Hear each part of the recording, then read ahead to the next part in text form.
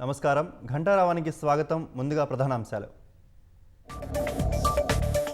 రాష్ట్రంలో ఇవాళ రేపు ఈదురుగాలులతో కూడిన వర్షాలు.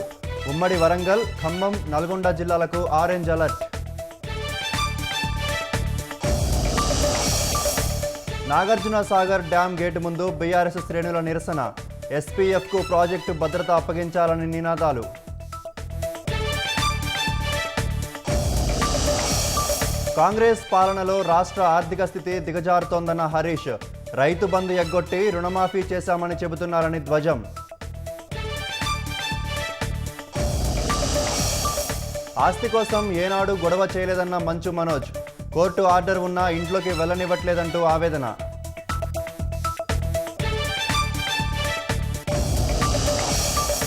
పూర్తిగా అమల్లోకి ట్రంప్ ప్రతీకార సుంకాలు. ప్రపంచవ్యాప్తంగా నష్టాల బాటలో స్టాక్ మార్కెట్లు.